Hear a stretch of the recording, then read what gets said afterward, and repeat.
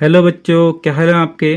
बच्चों, आज आपके लिए हम प्रश्नावली 1.1 का प्रश्न संख्या 1 लेकर आए हैं। इस प्रश्न में आपको दिया गया है निम्नलिखित संख्याओं को अभाज्य गुणनखंडों के गुणनफल के रूप में व्यक्त कीजिए। इसमें आपको 5 पार्ट दिए गए हैं। इस वीडियो में हम इसके पहले पार्ट का आंसर देखेंगे। बच्चों, किसी भी संख्या का अभाज्य गुणनखंड निकालने से पहले आपको यह पता होना चाहिए कि अभाज्य संख्याएं होती क्या हैं।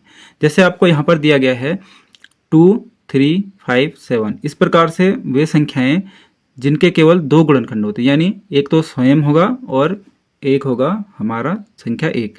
तो इस प्रकार से जैसे हमारा 2 है, इसमें किससे भाग जाता है, एक तो 1 से चला जाएगा और एक 2 से चला जाएगा। 3 में किससे जाएगा, एक 1 से जाएगा और एक 3 से जाएगा। इसी प्रकार 5 में किससे जाएगा, एक 1 से जाएगा और एक 5 से जाएगा। और इसी प्रकार 7 में देने के लिए हम 1 से देंगे और 7 से देंगे। तो हम ऐसे देख रहे हैं कि यहाँ पर केवल 2 संख्याएं हमें मिल रही हैं। तो ऐसी संख्याएं जिनमें सिर्फ 2 ही गुणनखंड होंगे उसे हम क्या कहेंगे, अभाज्य संख्या कहेंगे। तो चलिए इसका आंसर देख लेते हैं। इसे हम कुछ इस प्रकार लिखेंगे 140। अब यहाँ पर हमें यह कैसे पता चलेगा कि हमें भाग कौन सी संख्या से देना, कौन सी अभाज्य संख्या से भाग देना है। तो इसके लिए भी एक ट्रिक है। तो इसे हम सबसे पहले हम देखते हैं यहाँ पर इसकी जो इकाई की संख्या है इसे।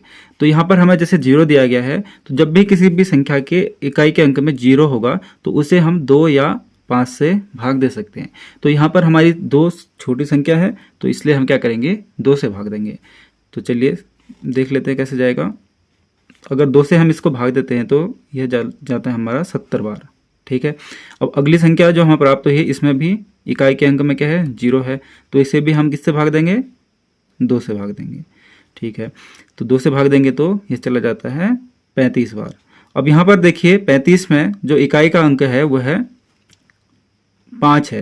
तो जब भी किसी संख्या के इकाई के अंक में 5 आएगा तो हम वहाँ पर देखेंगे कि हमें किससे भाग देना है, 5 से भाग देना है। ठीक हो गया। तो 5 से भाग देने पर हमें मिलेगा ये 7। ठीक है। अब 7, जैसे हमने अभी आपको बताया ऊपर कि यह क्या है, एक अभाज्य संख्या है। तो यहाँ पर क्या आएगा, 7 अभाज्य संख्या है तो यह इसमें सिर्फ 7 से भाग जाएगा। तो इस 7 से एक बार चला गया भाग। तो इस प्रकार से हमें 140 के जो अभाज्य गुणनखंड है वो प्राप्त हो गए। यह क्या है, 2, 2, 5 एंड 7। तो इसे यहाँ पर लिख लेते हैं 2 × 2 × 5 × 7। ठीक है। अगर इसको और छोटा करके लिखना है तो हम क्या लिख सकते हैं, जैसे यहाँ पर 2 हमारा 2 बार आया है तो इसको हम 2 की घात 2 भी लिख सकते हैं। तो यह ऐसे इसका छोटा रूप हो गया। तो इस प्रकार हमें जो 140 के अभाज्य गुणनखंड क्या मिले, 2 × 2 × 5 × 7। चलिए इस वीडियो में हमने पहले पार्ट का आंसर देख लिया है। अगली वीडियो में हम इसके दूसरे पार्ट का आंसर देखेंगे। यदि आपको वीडियो पसंद आया तो आप वीडियो को लाइक कर सकते हैं, हमारे चैनल को सब्सक्राइब कर सकते हैं और इसी प्रकार की वीडियोस पाने के लिए हमारे साथ बने रहिए। धन्यवाद।